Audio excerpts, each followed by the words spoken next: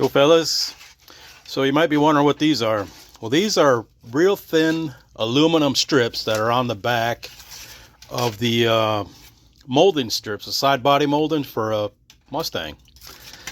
And Herbie, real good buddy of mine, kick-ass painter, he was telling me one day, he says, if you take these aluminum strips off the back of the body molding, the molding will lay flat. I was like, how does that make sense? You know, it's really thin, but it comes off easy enough. You just got to get a razor blade in the end of it, get a little lip peeled up, and then just grab it with a pair of pliers and it peels right off. So that's what it looks like when it's off. It's really thin. I mean, it can't be 15 thousandths or 10 thousandths thick at the most. Nothing to it. But when you take it off, this is how they are. That's the one on the top is where I pulled the aluminum off, and then this one on the bottom is just the way I peeled it off the car.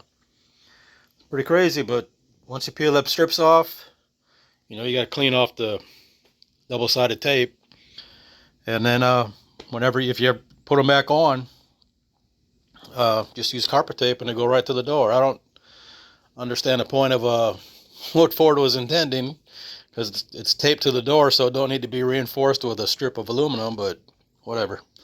So anyway, that's how they are.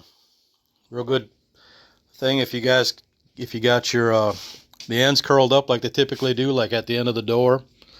They'll kind of start peeling. I know of some guys, Rodney, that'll run a screw in the side of it if they even keep on at all. But you don't need to do that. Take it off, pull the aluminum strip off, clean the tape off, and then tape it back on there, and it'll lay flat. So there'll be more on this jalopy in the next clip. Later. All right, fellas. Yes, the engine is still in the car. So what I've figured I would do is mock this up a little bit to kind of give me an idea of roughly where all these things are going to go, and kind of show you what I was talking about doing. Give you a little better idea of what kind of goofiness I'm talking about doing. Okay, so the bumper cover is off. That's not a big deal.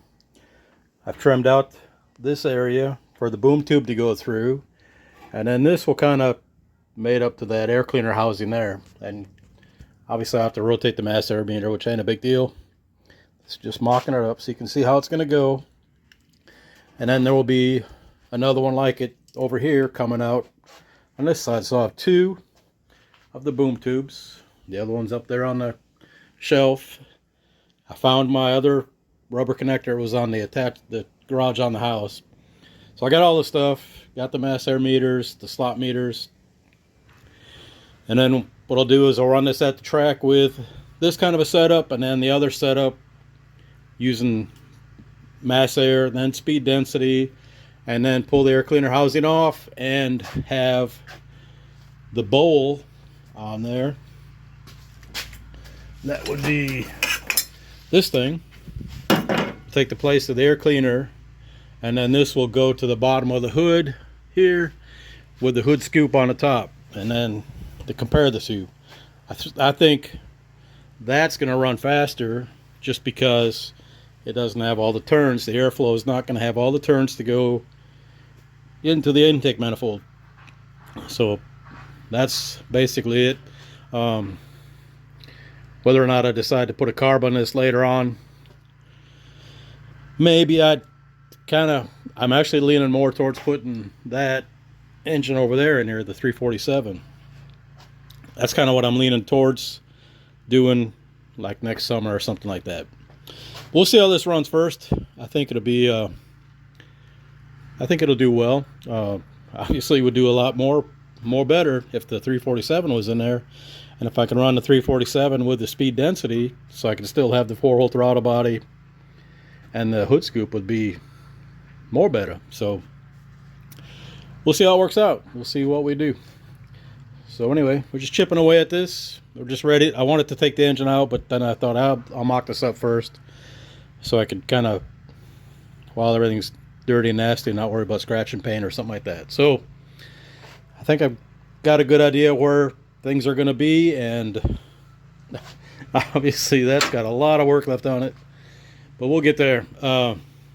I'm ready to pull the engine out now. Transmission's out, exhaust is off, everything's, this is just sitting. 2 motor mount bolts, and hook the chains up to it and pull it out. We'll catch you in the next clip. Alright guys, I know this is a different thing than you're used to seeing, but I found something on this. It was kind of interesting. This thing has always leaked oil out of the back, and I thought it was the oil pan, which it probably is some. But this bolt hole right here, oh, that was awesome, right into the drain bucket. That one right there, it's got oil coming out of it, even though on the small block cranks they're a blind hole. I think the 351s have it goes into the, you know, the inside of the block, so you got to put sealant on the flywheel bolts. So I didn't do it on this, but this one was leaking, and you put a screwdriver in there and it bottoms out. It doesn't go into the crankcase or anything like that, but sure enough was leaking. The whole back of the flywheel and the back of the crank were all wet. There's, you know, you can see there's oil around here. And a couple other things real quick. There's my light. Remember I said it was burning oil. You can see get this situated. Now this one, you can see that seal is off the guide. That's an exhaust, so that's really not a big deal, but it's gonna get some oil in there. And that one, that's way up there if you can see it. It's not riding on the guide. That's an intake. That one's up too. That's an exhaust. And we got some more over here. Yep, that one's an exhaust, and that one is an intake. So yeah, a couple of each of the seals didn't stay on the guide for some reason. I put this together, I don't know, 2 years ago. I don't remember, or the heads anyway. Actually been together longer than that, but I don't remember where I got the seals. But they're not that good. Like I said, there was a couple that wouldn't stay on the guide when I put it together, so I put some red Loctite on there, thinking it just needed them to stay. When it comes time to take it apart, if ever I could get it apart. But that didn't work. That was a fail. So, and this, when I cleaned some of that off, I thought I had a crack in here, but I don't see anything. So it might have just been coming out from around that bolt hole. I might not have got some good sealant in there. So anyway, it's finally out. I got to get this out of the garage tomorrow, and then get this thing on the ground, so I can start working on that to go in. But the first, I got to bring the LTD back in the garage. I got 2 valve seals on it that are leaking. It keeps following plugs on 4 and 6, and I don't know why. I've made sure I got sealant on the rocker stud. I think I redid that like 2 times after the initial assembly. Everything else is good, but those and I put new valve seals on those when I put it together, because initially when the AFR sent those heads to me, the 195s, they're supposed to be a 2.05 valve, and they had 2.02 valves in them. I bought them through Ed, because when I pointed it out to them, then they got pissy about why did I take brand new heads apart. I said, because I wanted to measure them. And a good thing I did. But so Ed contacted him, and he got him to send me new valves and new valve seals. But it's still, something's going on with it, so it's getting oil on those 2 intake ports. So, like I said, that's finally out. I can start on some other stuff, but I got to get the LTD fixed first. The plan was to get it to running, just to drive it up to Atmore on Sunday. But I don't know. Like I said, I got to get it running first. I thought about taking the red car up there to race, but they're having some kind of a grudge thing going on, so they're going to have radial prep in both lanes. So they're going to run the slick cars out of the groove. And I don't want to do that, so I'll wait till some other time.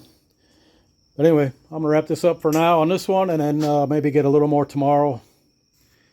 And we'll go from there. All right, see you. I realized I misspoke. I got to do a clarification. These are the Panhandle twisted wedge heads. Okay, the heads that are on the LTD are the AFR 195s that Vincent bought. It's kind of convoluted. Brandon bought these from Little Dave over in Pensacola. They're Panhandle twisted wedges. And these are the Gen 1 heads because the upper rail right here is thin. The second gen twisted wedges have a thicker rail here. So anyway, Brandon gave me these heads. And then these are going to go on Vincent's Capri. Vincent and I traded, so I got his AFRs. He got these. And then these will go on his 331. Of course, these little single springs are kind of weak and puny, so they're fine for a stock cam. I'll take those off and sell them, I guess, or something. But what I was going to show you, the other reason for the addendum, I started cutting stuff without getting real crazy on it. This is like the inner bracket from the front fender. 11 ounces. So not even a pound. And then there's a chunk in the front that I can take out yet too. Excuse me. And a couple other things I can trim. Like these things. There's a few of these on the car. You can take them out and make this. And granted, you're not like getting big chunks of, this is 2 ounces. And that's 0.2 ounces. So 10 times the weight reduction. But it's only like an ounce. But as Johnny is fond of saying, something like you can't find 50 horsepower in one spot, but you can find 5 horsepower in 10 spots. So every little bit, you whittle away at it, come up with things.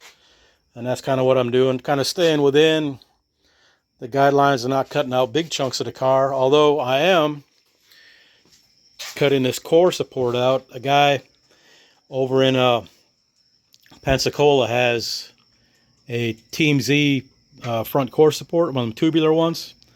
They're like 120 new. I bought it from him for 60, so I got to go pick it up sometime this weekend, and we'll put that on, because this one, the old police car kind of seen its better days.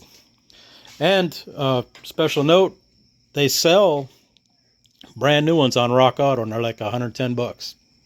Last time I looked, I don't know what they are lately, thanks to Let's Go Branded. But like I said, $110, and these things it'll be mint. Michael has a special fondness for a straight core support. You have to bring that up to him sometime. Anybody talks to him. All right, I'm gonna put this all together and get this thing loaded on the YouTube. So appreciate y'all. Later.